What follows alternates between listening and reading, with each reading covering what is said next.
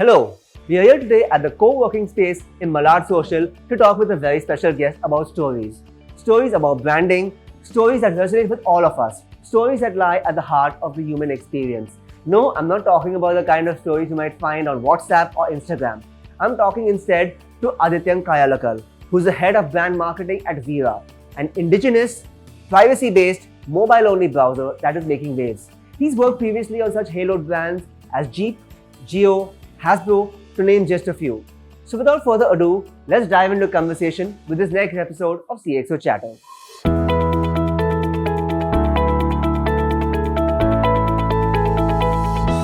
Adityan, thanks for being here with us for the next episode of CXO Chatter. It's been a while since I've caught up with you, but you've been very, very busy in the interim. You've talked a lot about branding. You've done a lot of brand building. From then to now, from your earliest years in the industry to now, what are the facets that have really changed and what are the tenets that still hold true when it comes to brand building today? Trust you, Karan, to make me feel like a dinosaur with question number one itself. It's also a reflection of how long you've known me, I think. But I mean, when I entered the industry, it was very, very different, right? Because a lot of what we do digitally today didn't exist. Yeah. Right? I mean, sorry to say this, but there was no iPhone when I joined the industry, man. That itself is a measure in itself. Yeah. So there was no 3G and 2G data and stuff like that, right? People had to call on dedicated lines. Yeah. So versus now there is social media, there is all the other channels that we use to distribute and things like that. So there's definitely a lot of convenience that's come with it. I think the one thing I love about it is we think of an idea, we execute it possibly maybe a day after we've thought it through, gotten all the logistics figured out. It wasn't possible 15, 20 years back, right? You had to really think it through, package it, shoot it, get it into post, do all of that. I can now go to a shoot with an iPhone, figure out what I want to do, have that 15-second clip, and it's done and dusted with, right? From a place where we used to have these giant teams to do these things, right? And I'm not saying that the giant teams didn't work. I think the giant teams work, but the problem is there's just too much idea goes from person 1 to person 2 to person 3 to person 4. Now, person 1 can see that idea through from start to end if they've got the capability, right? What it therefore does is, now when you have 4 people sitting on something, you don't have one idea at the end of it, you have 16 ideas at the end of it, right? Which I definitely love, because now you sort of spoiled with choice. And I think that's the big difference today. Lots of ideas is a great thing, but it's always tough to also calibrate which idea is going to work, which idea is going to sort of not work, which idea is going to sort of piss off people maybe even, right? So those are the things that you now need to spend your time on, not just on thinking the idea through anymore. True. I just wanted to touch upon something I came upon your LinkedIn quite some time back now that I see, but it struck a chord with me. And I think you know where I'm going with this, where you spoke about if you're lucky, your losses will teach you a lot more than some of your successes. You are a car nut, as am I. And I want to talk to you about that stint that never was, at Porsche India. Talk to us about that and their entire experience and how it put, as you said, a chip on your shoulder. So I'll give you a little bit of context so that you know this well, but for everybody on the other side of this, right? I've loved cars since I was 4 years old, right?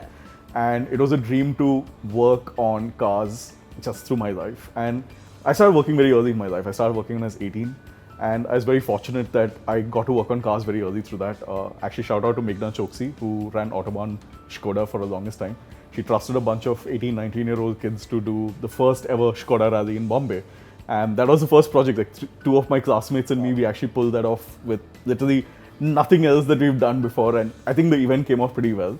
And that really set the tone for what we wanted to do. So, and I've been fortunate that even after that, I worked on brands like Tata Motors, I worked on brands like Skoda, I worked on brands like Jeep and Nissan and all of those, right?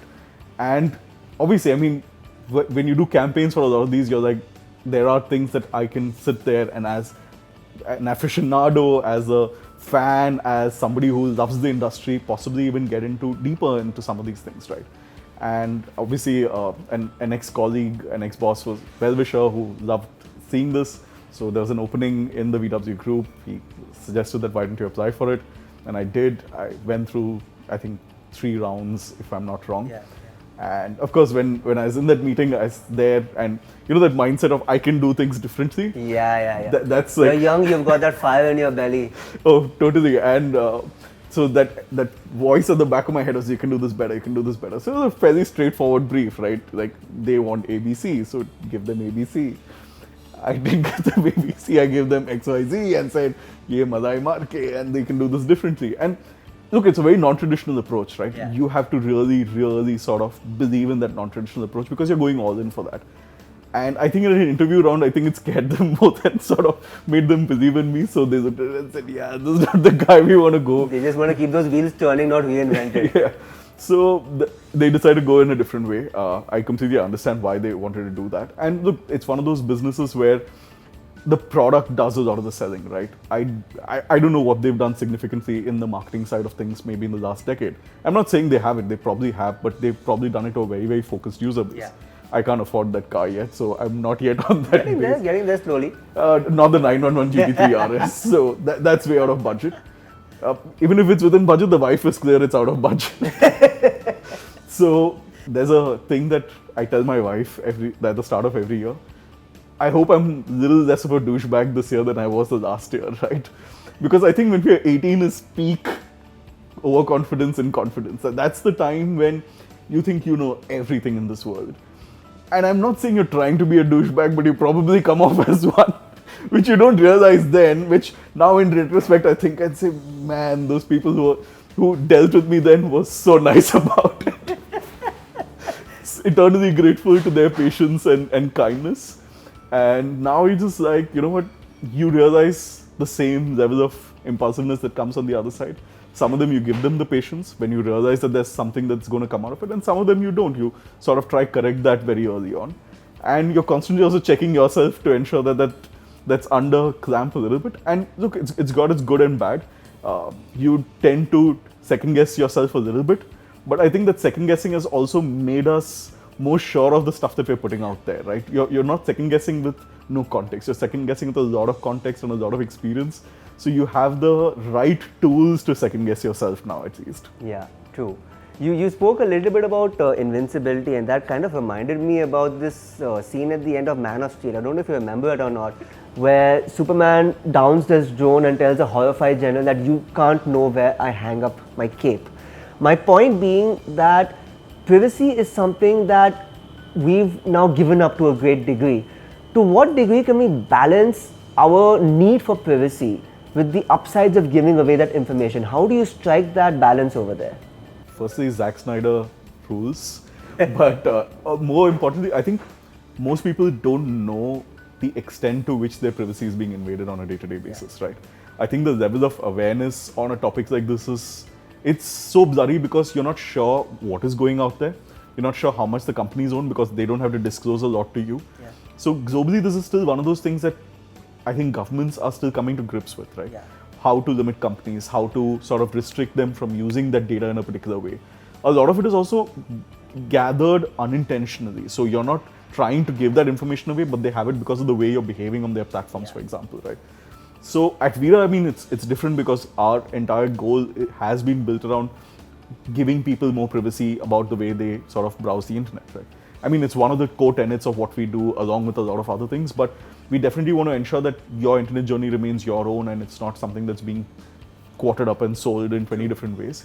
But I think the first step in that direction is going to be people actually realizing when they should be smarter about the way they are actually using the internet. Like, I still see a lot of people, despite so much work from the government, giving OTPs on the phone, right? I do think that people need to be very conscious about what information they give out, how they're giving it out, and just be careful in general, right? And I think the responsibility is half with the customer and half with the platform, because the platform needs to make an effort to take care of their customer as well. And sure, putting in OTPs is one way of doing it, but I think even warning them and stuff like that, right?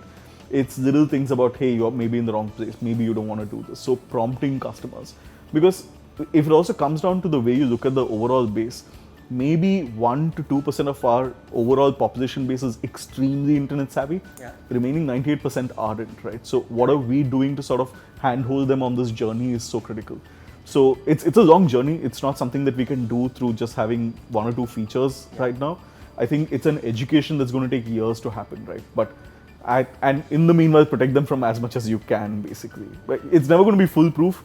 Somebody's always going to find a way around it. It's a game of cat and mouse and whack-a-mole literally at this. So. But now, when I think about it, Do people really care about privacy, especially in the age of AI? Because we've given away so much of our information and we put so much out there by way of stories and whatnot.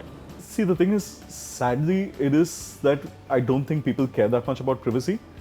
People care once you tell them the ramifications of it or the consequences of it, that, hey, because you do this, they now know this about you and therefore they could do this to determine further. Then you see the horror unfold, but at a face value point, they really don't think privacy is a big deal, right? Yeah. And I think it's also because of the way we've operated in some ways. Like, I don't think we think twice about giving our driver's license to the Xerox guy. The photocopy guy, which we now call Xerox.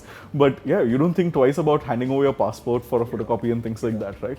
So it is hard to anyway sort of get these things going in a market where we've not been that conscious about a lot of these things. Now, for example, when I put a photocopy, I sign it saying what the purpose of that photocopy is, right? But it's something that I possibly started doing in the last 2 years. So, and it also makes me become more aware of these things. Yeah, and now I think about the number of copies I've not signed and just given for credit card applications and God knows what not. There are so many of them just floating out there. Yeah, probably. So, if you were to go back in time, one last question for you, go back in time and talk to an 18, 20-year-old Adityan, give him just maybe one piece of advice, from this time machine of yours, what would that piece of advice be? Man, it's really hard. So every 5 years that answer changes, right? So when I was 25, I wish I could code, for example. Yeah.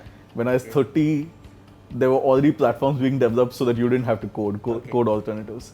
When I was 35, AI came about, right? So every 5 years you see this rapid change, and I don't think there's a right answer for it.